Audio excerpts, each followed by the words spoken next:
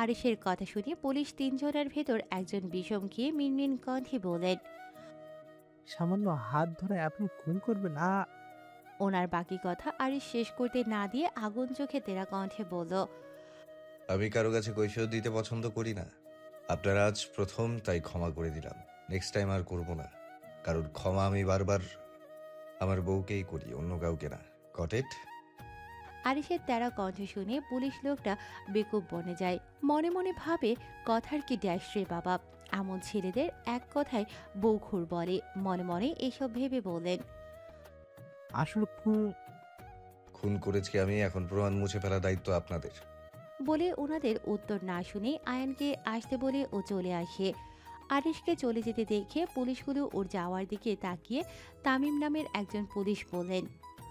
খুন করেছে আরিশ খান, প্রমাণ লুপাট করতে হবে আমাদের। ওনার কথা শুনে বিরক্ত চোখে তাকিয়ে অন্য একজন বলেন।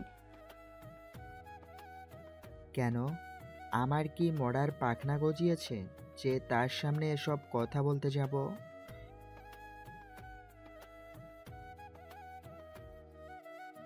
রুমে ফুল পাওয়ারের এসি ছাড়া থাকায় প্রায় জুথির শরীরটা ঠান্ডা হয়ে গেছে।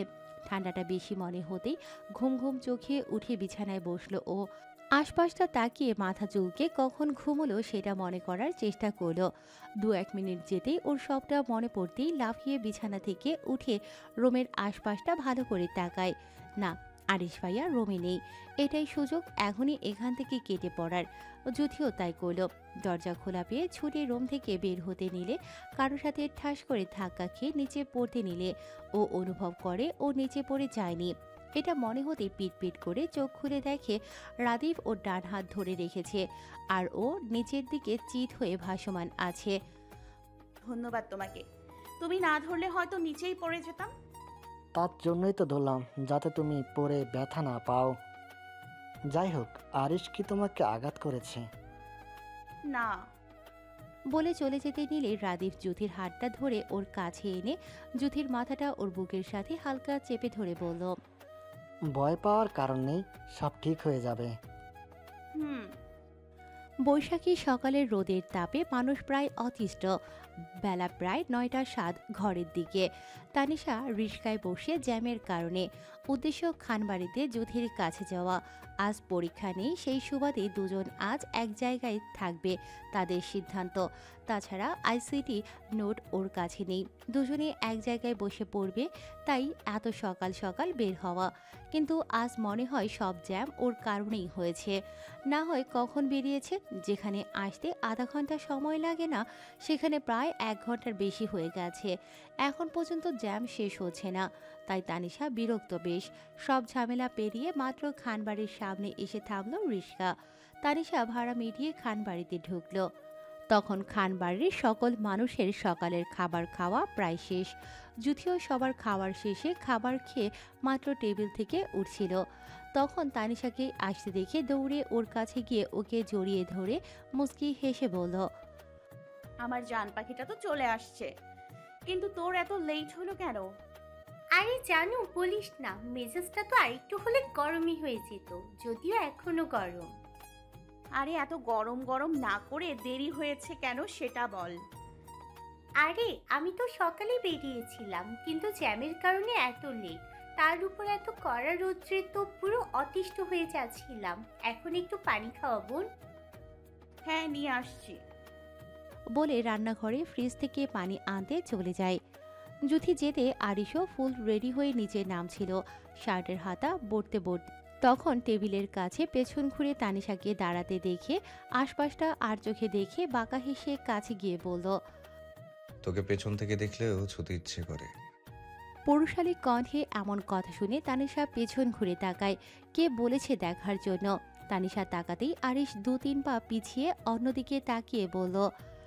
আস্তাগফিরুল্লাহ, আমার বইয়ের মতো দেখতে চাচিকে? আরিশের মুখে চাচির শব্দটা শুনে তানিশা কপাল কুঁচকে আরিশের দিকে তাকায়। তখন আয়ানও নিচে নামছিল। আয়ানের সাথে তানিশার চোখাচোখি হতে তানিশা অন্যদিকে ঘুরে দাঁড়ায়। আয়ান ওদের কাছে এসে তানিশার উদ্দেশ্যে বলল। তুমি কখন এসেছো? আয়ানের মুখে তুমি শুনে আরিশ আয়ানের দিকে তাকিয়ে বলল। কে চাচি? আরে ভাই, ও তানিশা, তোমার চাচি না? কি বলো, তানিশা? হুম।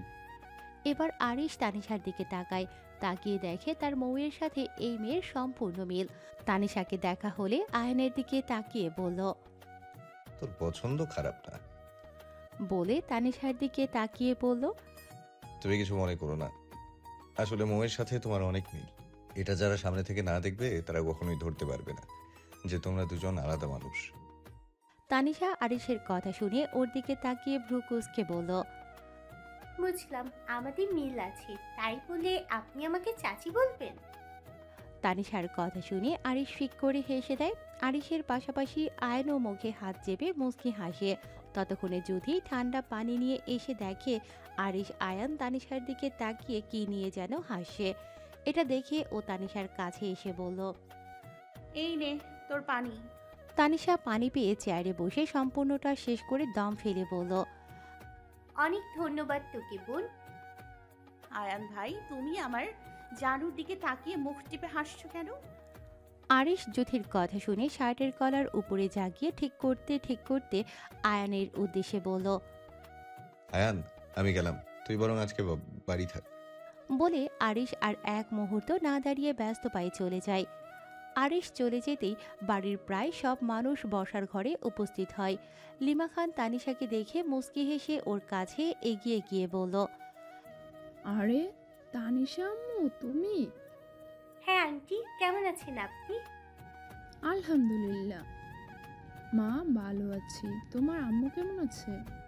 হ্যাঁ, তারা সবাই ভালো আছে। তুমি তো আমাদের বাসায় আসোই না, আজ এসেছো, যেতে পারবে না? কি বলেন আন্টি, আমি তো সপ্তাহে একবার হলেও আসি, আর আপনি বলছেন আমি আসি না? সে হলেও আজকে তোমাকে যেতে দেব না। তানিশার সাথে সকলের প্রায় মোটামুটি কথা হয়েছে। মেয়ে হিসেবে তানিশাকে খানবাড়ির সকলের পছন্দ, বিশেষ করে লিমা খানের। ওনার মনে সুপ্ত ইচ্ছা ছেলের বউ বানানোর, কারণ আয়ান ওনাকে বলেছে সে তানিশাকে পছন্দ করে। উনি মা হিসেবে ছেলেদের পছন্দকে সবসময় প্রায়োরিটি দেয়। তানিশা সকলের সাথে আরও বেশ কিছুক্ষণ কথা বলে, যুথির সাথে ওর রুমে চলে যায়। সময়টা প্রায় দুপুরবেলা। যুথি তানিশা নোট কমপ্লিট করে মাত্র বিছানায় গোল হয়ে বসলো। যুথি নোটগুলো গুছিয়ে রাখতে রাখতে বিরক্তি ভঙ্গি বানিয়ে বলল, ধুর বালের মাথা, এই আইসিটি চ্যাপ্টার শেষ হলে এক বাঁচাবাচি।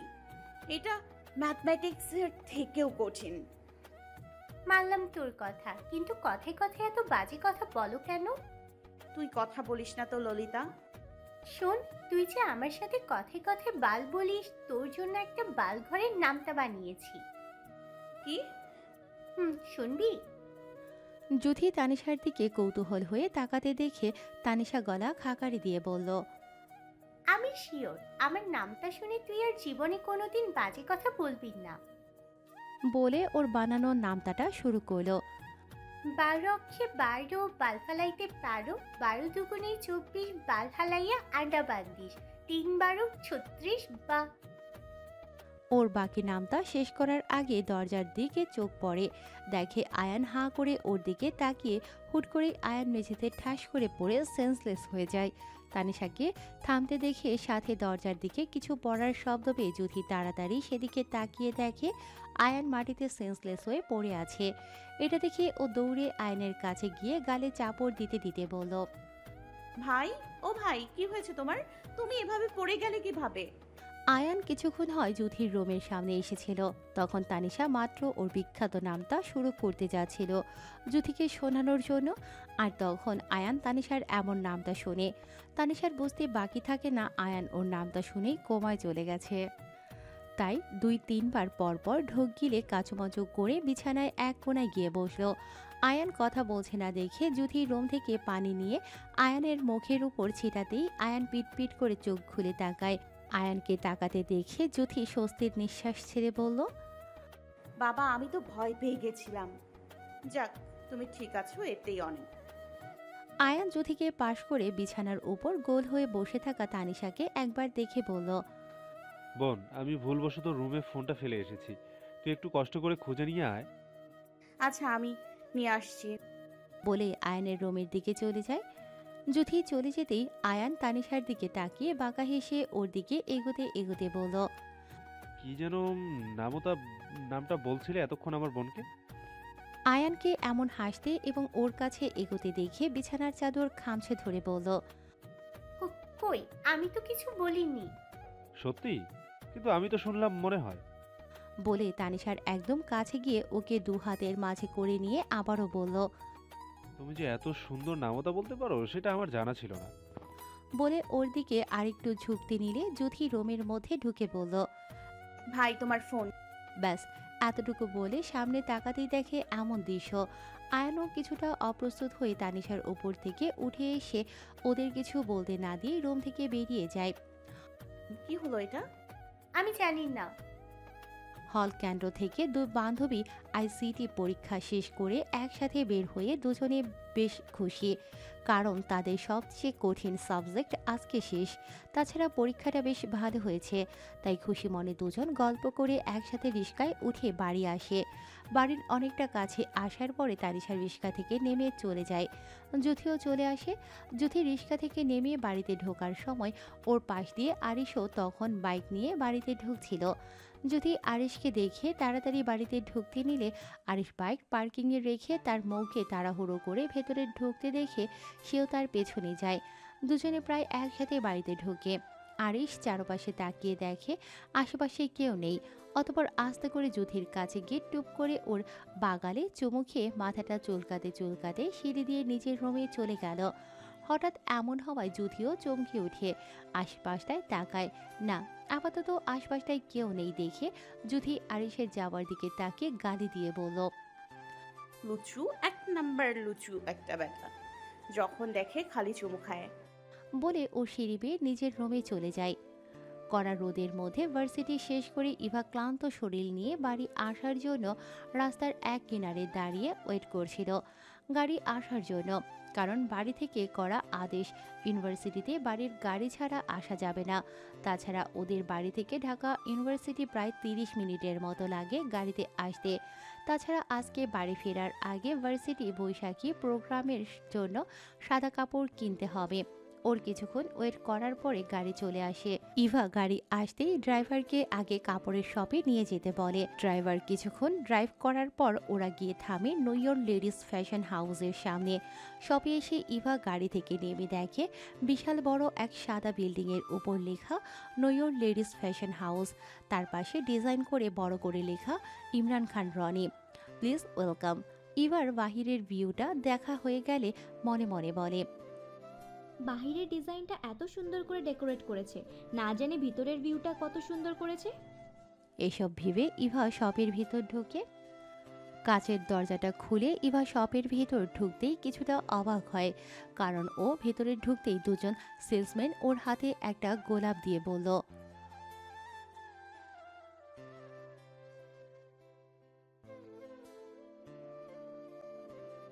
বাহ, আপনাদের পরিবেশটা তো অনেক সুন্দর। দেখেই বোঝা যাচ্ছে আপনাদের মালিক অনেক শৌখিন। বলে ইভা শপের ভেতরে ঢুকে চারপাশটা ঘুরে ঘুরে দেখতে থাকে। আশপাশটা দেখতে দেখতে হুট করেই কারো সাথে ধাক্কা লেগে দুজনেই মেঝেতে পড়ে যায়। ইভা পড়ে যেতেই জামা ছেড়ে উঠতে উঠতে বলল, আই এম সো সরি, আমি আসলে খেয়াল করিনি।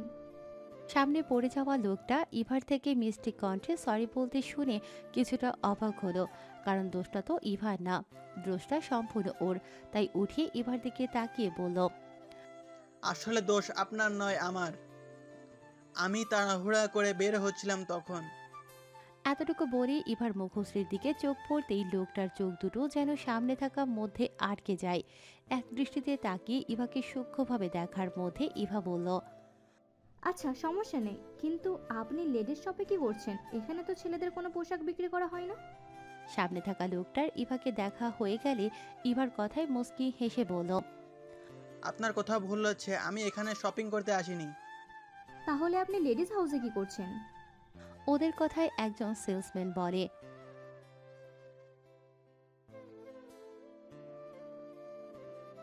ইভা সেলসম্যানের কথায় রনির দিকে তাকিয়ে বলল, ও, আপনি তাহলে Imran Khan Roni.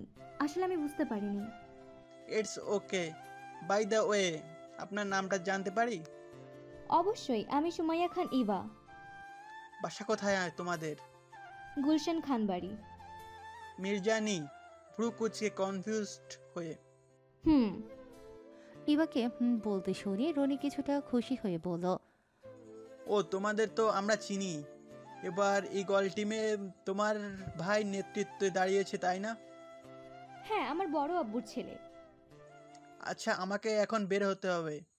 Nice to meet you and I will see you again. বলে ইভাকে একটা হাসি উপহার দিয়ে চলে যায়। জুথি তখন রুমে এসে ড্রেস চেঞ্জ করে। ফারির রুমে গিয়ে দেখে ফারি বিছানায় শুয়ে শুয়ে কোরিয়ান মুভি দেখছে। ফারি শুধু কোরিয়ান মুভি না, তার পাশাপাশি ইংলিশ মুভিও দেখে। তার নাকি বিদেশি ছেলেদের অনেক ভালো লাগে। সুযোগ পেলে নাকি সে বিদেশি একটা ছেলেকে বিয়ে করে নিত, এমনটা তার কথা। জুথি ফারির কাছে এসে ওর ফোনটা ছো মেরে ওর কাছ থেকে নিয়ে বলল, তোর মুভি দেখা হলে চল গিয়ে গোসল করি। মুই তো আফা আপনার লেগা অপেক্ষা করতেছিলাম, কখন আপনি আইবেন? জাগা, আপনার পরীক্ষা হান কেমন হয়েছে? আলহামদুলিল্লাহ। ওই তুই ঠিক করে কথা বল। আমি ঠিক করেই কথা বলি। বাই দ্য ওয়ে, কেসটা কিন্তু সেই ছিল। ফারির কথা শুনে জুথি মুখটা কাচুমাচু করে বলল, মানে? আসলে আমি কোরিয়ান মুভিতে মাত্র দেখলাম। জুথি ফারির কথা শুনে হাঁপ ছেড়ে বলল, ও তাই বল, আর চল এখন। হুম। ওরা গোসলের জন্য রুম থেকে বেরোনোর সময় আরিশের চোখে পড়ে। আরিশ তার মৌকে গোসল করতে যেতে দেখে মুচকি হেসে তোয়ালে নিয়ে জুথির পিছু আসতে নিলে হঠাৎ করে জুথির চোখ পড়ে আরিশের দিকে। আরিশকেও তোয়ালে নিয়ে নিচে নামতে দেখে বুঝে যায় আরিশ গোসলের জন্য আসে, তাই জুথি ওখানে দাঁড়িয়ে পড়ে। ফারির হাত ধরে বলল, আমি বাইরে গোসল করব না, আমার ওয়াশরুমে করব। কেন? ফারি কপাল কুঁচকে বলল, আমি আসলে। জুথির কথার মধ্যে রাদীপও সেখানে উপস্থিত হয়ে জুথির দিকে তাকিয়ে বলল, কোথায় যাচ্ছ তুমি? রাদীপের কথায় ফারি আগ বাড়িয়ে বলল, গোসল করতে যাচ্ছিলাম। ও, তাহলে আমিও সুইমিং পুলে গোসল করব। কিন্তু তুমি তো সুইমিংয়ে গোসল করো না। করি না তো কি হয়েছে, আজকে করব। জুথির দিকে তাকিয়ে বলল। রাদীপের কথায় আরিশ রাদীপের কাঁধে হাত রেখে গম্ভীর কণ্ঠে বলল, তুই গিয়ে সুইমিং এ গোসল কর। আর তুই ভাবলি কি করে মৌ তোর সাথে গোসল করবে? রাদীপ আরিশকে ওর কাঁধে হাত রাখতে দেখে বিরক্তি নিয়ে ওর কাঁধ থেকে হাতটা সরিয়ে বলল, সেটা না হয় জ্যোতি বলুক। কেন? আমি বলেছি তাতে তুই শুনতে পাসনি? জ্যোতি, তুমি বাইরে গোসল করবে। জ্যোতির দিকে তাকিয়ে। যদি কিছু বলতে যাবে তার আগেই আরিশ হুঙ্কার দিয়ে বলল, বললাম না মৌ তোর সাথে গোসল করবে না। আরিশের হুঙ্কার দেখে জুথি ভয়ে পিছিয়ে যেতে নিলে রাদীপ জুথির কাছে গিয়ে বলল, তুমি ভয় পেও না, আমি আছি তো। জুথি রাদীপকে ওর কাছে এগোতে দেখে আরো দুপা পিছিয়ে যেতে নিলে আরিশ জুথির হাতটা থাবা মেরে ধরে বলল, তুই আমার সাথে চল, তুই আমার সাথে গোসল করবি। বলে জুথির হাত ধরে হাঁটতে নিলে রাদীপ জুথির অন্য হাত টেনে ধরে। আরিশের দিকে তাকিয়ে বলল, ওর হাতটা ছাড় আরিশ। আরিশ একবার রাদীপের ধরে রাখা হাতের দিকে তাকাচ্ছে তো একবার রাদীপের দিকে তাকাচ্ছে। আরিশ রাগকে কন্ট্রোল করতে না পেরে চেঁচিয়ে বলল, ছাগলের পুত, মৌয়ের হাত ছাড়। মুখের ভাষা ঠিক করে তুই ওর হাত ছাড়। না ছাড়লে কি করবি তুই? আমার যদিও তা পারবি না, শুনে রাখ, এই হাত আমি কোনোদিনও ছাড়বো না। আরিশকে চিৎকার করতে দেখে রাদীপ জুথির হাতটা আস্তে করে ছেড়ে দেয়, কারণ রাদীপ যতক্ষণে হাত না ছাড়বে আরিশ এভাবেই চিৎকার চেঁচামেচি করবে, আর তখন বাড়ির সবাই এক জায়গায় জড়ো হবে। আরিশকে নয় বরং জুথিকে ভুল বুঝবে। আর মামুনি সে তো একবারও ভাববে না জুথির গায়ে হাত তুলতে, তাই রাদীপ সব কিছু চিন্তা করেই হাতটা ছেড়ে দেয়। রাদীপ জুথির হাত ছেড়ে দিতেই আরিশ জুথিকে টান মেরে ওর কাছে এনে পাজাকুলি তুলে দপদপ পা ফেলে ওর রবির দিকে হেঁটে সোজা ওয়াশরুমে ঢুকে জুথিকে বাথটবের উপর ঠাস করে ফিক্কা মেরে ওয়াশরুম থেকে বের হয়ে রুমের দরজাটা দিয়ে আবারও ওয়াশরুমে ঢুকে জুথিকে এক টান দিয়ে বাথটব থেকে উঠিয়ে দাঁড় করিয়ে ঝর্ণাটা ছেড়ে দিয়ে দুজন একসাথে ভিজে চুপচুপ হচ্ছিল। কারো মুখে কোনো কথা নেই, শুধু শোনা যাচ্ছিল দুটো মানুষের ঘন ঘন নিঃশ্বাস। জুথিকে চুপচাপ থাকতে দেখে আরিশ বন্ধ চোখ জোড়া খুলে জুথির আদলের দিকে তাকিয়ে দেখে জুথির বন্ধ চোখ জোড়া অনবরত কাঁপছে, পাশাপাশি গোলাপি ঠোঁট দুটোও কাঁপছে। আরিশ জুথির দিকে তাকিয়ে নিজের চৈতন্য হারায়। আস্তে আস্তে করে জুথির ঠোঁট দুটো পরম যত্নে ওর সাথে আবদ্ধ করে চষতে থাকে। আরিশ জুথির ঠোঁটে চুমু খেতেই জুথির সাথে সাথে চোখ দুটো বড় বড় করে তাকায়। অতপর আরিশের থেকে ছাড়া পেতে আরিশের বুকের ওপর থাপড়া থাপড়ি শুরু করে দিল। আরিশের কাজে বিপত্তি বাঝাতে আরিশ জুথির ঠোঁট ছেড়ে জুথির দিকে তাকিয়ে কিছু বলবে, তখন ওর চোখ পড়ে জুথির স্বর্ণ কালার চেন পরা ঝকঝক করা গলা ও ঘাড়ের দিকে। আবারও আরিশের কন্ট্রোল হারায়। ঝুঁকে জুথির ঘাড়ের দিকে চুমু খেতে গেলে জুথি আরিশকে নিজের থেকে ঠেলে সরিয়ে বলল, আপনাকে আমি সহ্য করতে পারি না। আপনার এমন কাজে আমি নিজেকে ঠিক রাখতে পারি না। প্লিজ আমার কাছে থেকে সরুন। আরিশ জুথির কথায় পাত্তা না দিয়ে জুথিকে টেনে ওর কাছে এনে ঘাড়ে মুখ ডুবাতে ডুবাতে নেশাত্মক কণ্ঠে বলল, যদি আর একবার নড়াচড়া করিস তো আমি তোকে রেপ করব এখন, অ্যাজ ইউ উইশ।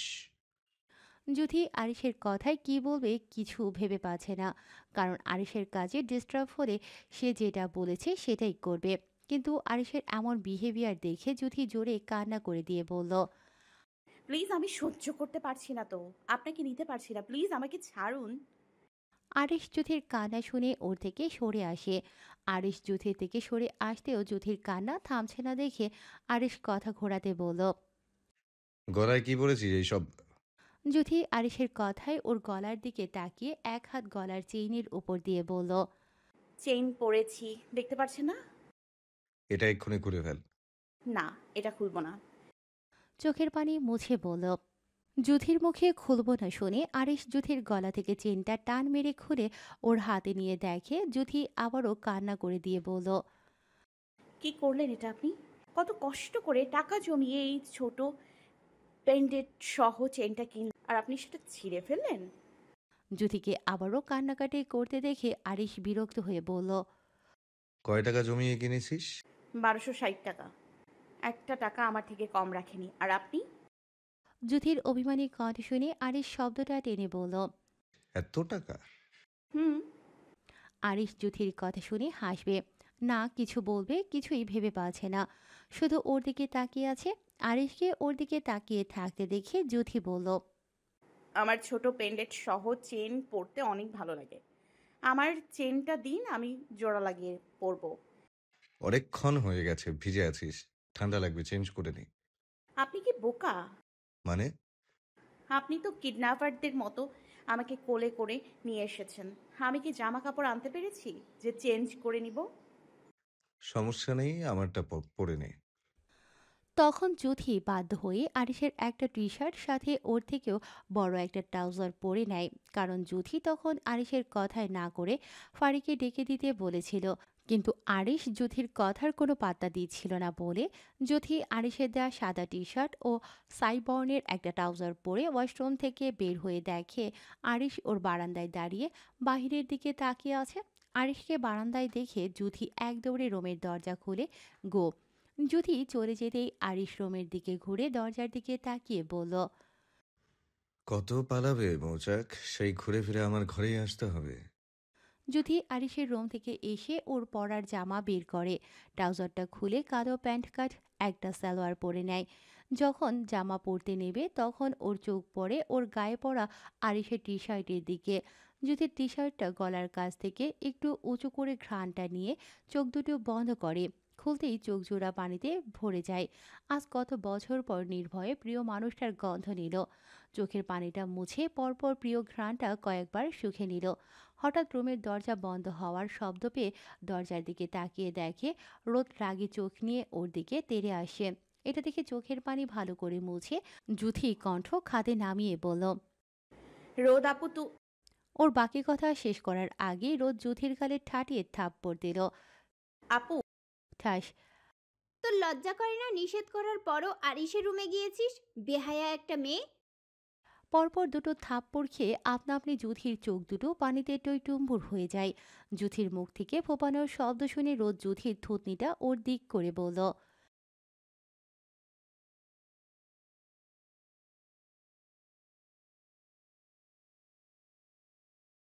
জ্যোতি ফুপিয়ে কাঁদতে কাঁদতে রোদের কথার তাৎপর্য না বুঝে বলল, মানে ওলে আসছে আমার ন্যাকা, সুন্দর চেহারা দেখিয়ে উঠতি বয়সের ফুর্তি মিটাতে গিয়েছিলি তাই না?